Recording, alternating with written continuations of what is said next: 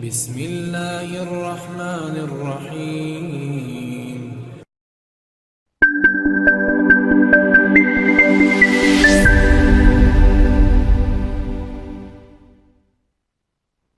السلام عليكم ورحمة الله وبركاته.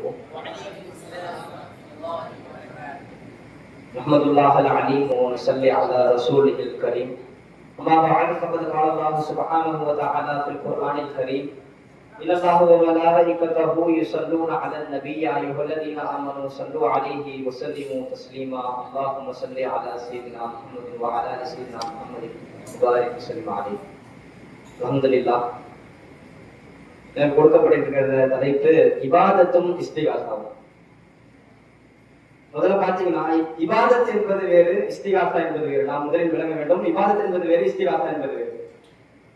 ஆனால் இன்று வஹாபிகள் இபாதத், நாம் செய்கின்ற இஸ்திகாசாவை இபாதத் என்று கூறி அதனை ஷிர்க் என்ற அளவிற்கு கொண்டு செல்கின்றார்கள். இபாதத் என்று சொன்னால் அல்லாஹ் ஒருத்தனுக்கு மட்டுமே இபாதத் என்று சொந்தமாக இருக்கின்றது. ஒருவரை வணங்க வேண்டும் என்று சொன்னால் அதற்கு தகுதியானவன் அல்லாஹ் மட்டும்தான். லா மஅபூதா இல்லல்லாஹ், அல்லாஹ் மட்டும்தான் இபாதத்திற்கு தகுதியானவன். இதில் எந்த ஒரு இஃப்திலாஃபும் எந்த ஒரு சர்ச்சையும் இல்லை. ஆனால் இஸ்திகாசா என்று சொன்னால் நாம் அல்லாஹ்விடத்திலும் உதவி தேடுவது. அதை நாம் அல்லாஹ்விடத்திலும் இஸ்திகாசாவை தேடலாம்.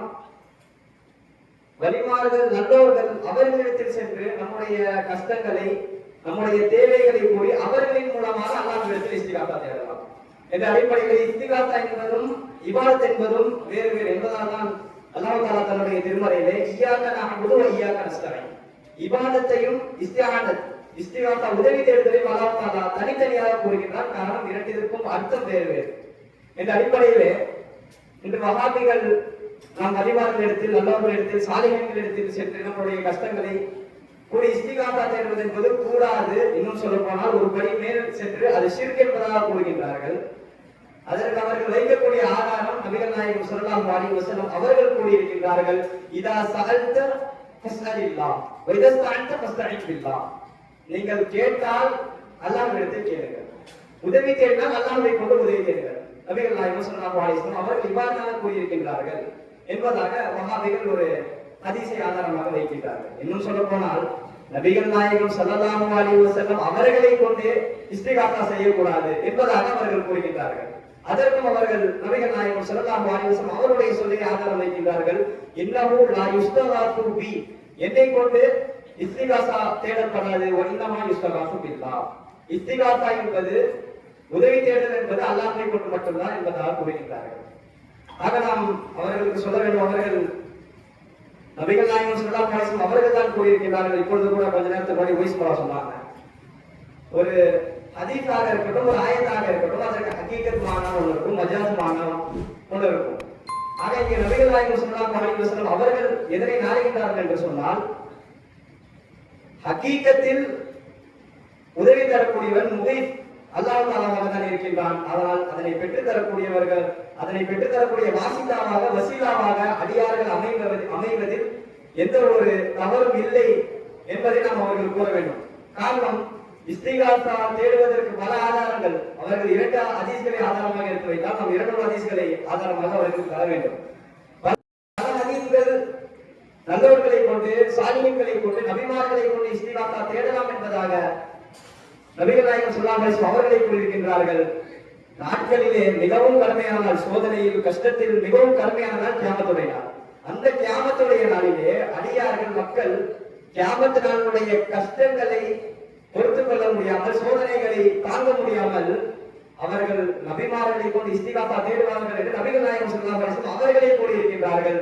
ஒபைனமாஹும் கதாலிக இஸ்தகாசு பி ஆதம், அவர்கள் கியாமத் நாளிலே ஆதம் அலைஹிஸ்ஸலாம் அவரையே கொண்டு இஸ்திகாசா தேடுவார்கள் என்பதாக கூறியிருக்கின்றார்கள். பிறகு எல்லா நபிமார்களை கொண்டும் கடைசியாக நபிகள் நாயகம் ஸல்லல்லாஹு அலைஹி வஸல்லம் அவர்களை கொண்டு இஸ்திகாசா தேடுவார்கள் என்பதாக கூறியிருக்கின்றார்கள் என்று சொன்னால், சஹீஹுல் புகாரியிலே பதிவு செய்யப்பட்ட ஹதீஸ், நபிகள் நாயகம் ஸல்லல்லாஹு அலைஹி வஸல்லம் அவர்கள் இஸ்திகாசா என்ற வார்த்தையை பயன்படுத்தி இருக்கிறார்கள். ஆக நல்லடியார்கள், வலிமார்கள், சஹாபாக்கள், இன்னும் சொல்ல போனால் அவர்கள் கூறுவது நபிகள் நாயகம் ஸல்லல்லாஹு அலைஹி வஸல்லம் அவர்களை கொண்டே இஸ்திகாசா தேடக்கூடாது என்பதாக.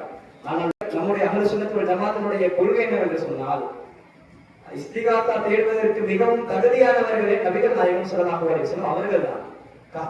காரணம், அந்த சஹாபா பெருமக்கள் அவர்களுடைய கஷ்டங்களை, அவர்களுடைய நோய்களை, அவர்களுடைய சோதனைகளை, அவர்களுடைய கடன்களை, அவருடைய தேவைகள் பலதை நபிகள் நாயகம் ஸல்லல்லாஹு அலைஹி வஸல்லம் அவர்களிடத்தில் கூறி இஸ்திகாசா தேடி இருக்கிறார் என்று பல ஹதீஸ்கள் வருகின்றது. சஹாபி அபூ ஹுரைரா ரலியல்லாஹு தஆலா அவர்களுக்கு மறதி அதிகமாக இருந்தது. அப்பொழுது நபிகள் நாயகம் ஸல்லல்லாஹு அலைஹி வஸல்லம் அவர்களிடத்தில் வந்து அவருடைய மறதியை கூறி ரசூலுல்லாஹ் என்னுடைய மறதிக்கு ஏதாவது தீர்வு சொல்லுங்கள் என்பதாக நபிகள் நாயகம் ஸல்லல்லாஹு அலைஹி வஸல்லம் அவர்களிடத்தில் உதவி கேட்டு வருகின்றார். அபூ ஹுரைரா ரலியல்லாஹு அவர்கள் அப்பொழுது நபிகள் நாயகம் ஸல்லல்லாஹு அலைஹி வஸல்லம் அவர்கள் உங்களுடைய ரிதாவை நீங்கள் ஊசுக்கு ரிதாக உங்களுடைய மேலாடையை நீங்கள் விரித்து காமீங்கள் என்பதாக கூறுகின்றார்கள். நபிகள் நாயகம் ஸல்லல்லாஹு அலைஹி வஸல்லம் அவருடைய அந்த ரிதாவிலே அவருடைய கையை வைக்கின்றார்கள். அவ்வளவுதான். அதற்கு பிறகு அபூ ஹுரைரா அவர்கள் கூறுகின்றார்கள், ஃபமா நஸீது பஅதஹு ஷைஆ. நபிகள் நாயகம் ஸல்லல்லாஹு அலைஹி வஸல்லம் அவர்கள் ஷைஆ என்பதாக கூறுகின்றார்கள். ஃபமா நஸீது பஅதஹு ஷைஆ. நான் அதற்கு பிறகு எதையுமே மறந்தது கிடையாது என்பதாக கூறுகின்றார்கள் என்று சொன்னால், இந்த இஸ்திகாசா தான் அபூ ஹுரைரா அவர்கள் தேடிய இந்த இஸ்திகாசா தான் அவர்களுக்கு ஒரு பெரிய வெற்றியாக அமைந்தது என்று தான் நாம் சொல்ல வேண்டும். காரணம், அவர்கள் முஸ்லிம்கள் ரிவாயா அவருடைய ஹதீஸ்களை அதிகம் ரிவாயத் செய்தவர்கள் ஒருவராக மாறிவிட்டார்கள். அவர்கள் கேட்ட இஸ்திகாசா. ஆனால் அந்த அடிப்படையிலே பல ஹதீஸ்கள் சஹாபி ஷஹபி ரஹ்மத்துல்லாஹி அலைஹி அவர்கள் தங்களுடைய கையிலே ஒரு புண்ணு ஒரு காயம் ஏற்பட்டு விட்டது. அந்த காயத்தை நபிகள் நாயகம் ஸல்லல்லாஹு அலைஹி வஸல்லம் அவர்கள் வந்து கூறுகிறார்கள், இவ்வாறு என்னுடைய கையிலே ஒரு காயம் ஏற்பட்டு விட்டது. அது எலும்புக்கும் தோலுக்கும் மத்தியிலே ஒரு காயம் ஏற்பட்டு விட்டது. இந்த காயத்தினால் என்னுடைய வாளை என்னால் பிடிக்க முடியவில்லை. என்னுடைய கடிவாளத்தை பிடிப்பதற்கு எனக்கு சிரமமாக இருக்கின்றது யார் சொல்லலாம் என்பதாக கூறுகின்றார்கள். நபிகள் நாயகம் ஸல்லல்லாஹு அலைஹி வஸல்லம் அவருடைய கையை பிடித்து அவருடைய கையை திறக்க சொல்கின்றார்கள். அவர்களுடைய கைக்கு மேல் நபிகள் நாயகம் ஸல்லல்லாஹு அலைஹி வஸல்லம் அவருடைய புனிதமான கையை வைக்கின்றார்கள், தடவுகின்றார்கள். நபிகள் நாயகம் ஸல்லல்லாஹு அலைஹி வஸல்லம் அவருடைய கையில் இருந்து அவருடைய கையை எடுக்கும் பொழுது அந்த காயம் இருப்பதற்கான அடையாளமே இல்லாமல் ஆகிவிட்டது. ஆக நபிகள் நாயகம் ஸல்லல்லாஹு அலைஹி வஸல்லம் அவரிடத்தில் சஹாபாக்கள் தேடி வந்த உதவி. அதற்கு சஹாபாக்கள், இல்லங்க நீங்க ஷிர்க் பண்றீங்க, நீங்க என்கிட்ட கேட்கக்கூடாது, அல்லாஹ்விட தான் கேட்கணும் என்பதாக கூறவில்லை. இன்னும் சொல்ல போனால், நீங்கள் என்னிடத்தில் கேட்காதீர்கள், அல்லாஹ்விடத்தில் தான் இந்த உதவிகளை கேட்க வேண்டும் என்பதாக இந்த கஷ்டங்களை அல்லாஹ்விடத்தில் தான் கூற வேண்டும் என்பதாக நபிகள் நாயகம் ஸல்லல்லாஹு அலைஹி வஸல்லம் அவர்கள் கூறவில்லை. அவர்கள் தீர்த்து வைத்தார்கள். இது போன்ற பல ஹதீஸ்கள், இந்த ஹதீஸ்களை எல்லாம் நாம் அவர்களுக்கு எடுத்து வைத்தால் வஹாபிகள் கூறுகின்றார்கள், இது நபிகள் நாயகம் ஸல்லல்லாஹு அலைஹி வஸல்லம் ஹயாத்துல இருக்கும்போது தான், அவங்க உயிரோடு இருக்கும்போது தான், அவங்களுடைய வஃபாத்துக்கு அப்புறம் கிடையாது என்பதாக கூறுகின்றார்கள். நாம் அவர்களுக்கு கூற வேண்டும், அஹ்லு சுன்னத் அல்லாஹ்வின் அல்லாஹ் தஆலா பாதுகாக்க வேண்டும். அஹ்லு சுன்னத் வல் ஜமாஅத்துடைய கொள்கை, நபிகள் நாயகம் ஸல்லல்லாஹு அலைஹி வஸல்லம் அவர்களும் சரி, வலிமார்களும் சரி, அவர்கள் வஃபாத்தாகி மறைந்தும் மறையாமல் இன்று வரை வாழ்ந்து கொண்டுதான் இருக்கின்றார்கள். அந்த அடிப்படையிலே இன்னும் சொல்ல போனால், ஒரு சாதாரண மையத்து அவர்கள் இறந்த பிறகு அவர்கள் கபரில் இருக்கும் பொழுது அவர்களிடத்தில் பேசக்கூடிய பேச்சை கேட்பார்கள் என்ற ஹதீஸ்களிலே வருகின்றது. அல்லாஹ் தஆலா யாருக்காக இந்த அகிலத்தை படைத்தானோ, யாருக்காக இந்த உலகத்தை படைத்தானோ, அப்படிப்பட்ட அல்லாஹ் பெருமானா முஹம்மது ரசூலுல்லாஹி ஸல்லல்லாஹு அலைஹி வஸல்லம் அவர்கள் நம்முடைய குரல்களை கேட்க மாட்டார்களா என்று அவர்களிடத்தில் நாம் கேட்க வேண்டும். உமர் ரலியல்லாஹு அன்ஹு அவருடைய காலகட்டத்திலே மக்களுக்கு ஒரு மிகப்பெரிய பஞ்சம் ஏற்பட்டது. அப்பொழுது பிலால் பின் ஹாரிஸ் அல்-முஸ்லிம் அவர்கள் நபிகள் நாயகம் ஸல்லல்லாஹு அலைஹி வஸல்லம் அவருடைய ரவுலாவுக்கு ஓடி வந்து, அவருடைய கபரின் பக்கம், அவருடைய ரவுலாவின் பக்கம் ஓடி வந்து கூறினார்கள், யா ரசூலல்லாஹ் இஸ்தஸ்கில்லாஹ் லி உம்மத்தி, உங்களுடைய உம்மத்திற்காக நீங்கள் மழையை கேளுங்கள், ஃபஇன்னஹும் கத் ஹலகு, அவர்கள் அழிந்து கொண்டிருக்கின்றார்கள் என்பதாக கூறுகின்றார்கள். நபிகள் நாயகம் ஸல்லல்லாஹு அலைஹி வஸல்லம் அன்று பிலால் பின் ஹாரிஸ் முஸ்லிம் ரஹ்மத்துல்லாஹி அவருடைய கனவிலே வந்து விட்டார்கள். வந்து கூறினார்கள், இதற்கு உமர் அவர்களிடத்தில் செல்லுங்கள், என்னுடைய சலாமை அவர்களுக்கு எட்டி வையுங்கள், அவர்கள் மலை புகட்டப்படுவார்கள் என்பதாக கூறுகிறார்கள். ஹதீஸ் சம்பவம் எழுகின்றது. நாம் விளங்க வேண்டும், நபிகள் நாயகம் ஸல்லல்லாஹு அலைஹி வஸல்லம் அவர்களை கொண்டு இஸ்திகாசா தேடுவது என்பது மிகவும் தகுதியான, அவர்களை கொண்டுதான் இஸ்திகாசா தேடுவது மிகவும் தகுதியான என்பதாக நாம் விளங்க வேண்டும். ஆக இப்படியாக நபிமார்களாக இருக்கட்டும், வலிமார்கள், சாலிஹீன்கள், வலிமார்களை கொண்டு இஸ்திகாசா தேடியதாக பல வரலாறுகள் இருக்கின்றது. நாம் மற்றவர்களுடைய வரலாறை எல்லாம் எடுத்து பார்க்க வேண்டும் என்ற அவசியம் இல்லை. நாம் சர்க்கார் கிப்லா ஆமீர் கலீம் ஷா நபி ஃபத்தீஹ் நவாஸ் ரலியல்லாஹு தஆலா அவர்களுடைய வரலாறுகளிலேயே பல நபர்கள் ஆமீர் கலீம் ஷா கிப்லா ரலியல்லாஹு அவர்கள் ஹயாத்தாக இருக்கும் பொழுது பல நபர்கள் அவர்களிடம் வந்து உதவி தேடி இருக்கின்றார்கள், அவருடைய உதவியை நிறைவேற்றி இருக்கின்றார்கள் என்பதாக இருக்கின்றது. ஒரு தடவை மொய்து சொன்னவங்க அவங்களுடைய பயன்ல சொன்னாங்க, ஆமீர் கலீம் ஷா ரலியல்லாஹு அவர்களிடத்தில் சர்க்கார் அவங்கள்ட்ட ஒரு மனிதர் வந்து, இந்த மாதிரி எனக்கு குழந்தையே இல்லை, எனக்கு குழந்தை பாக்கியமே இல்லை என்பதாக கூறுகின்றார்கள்.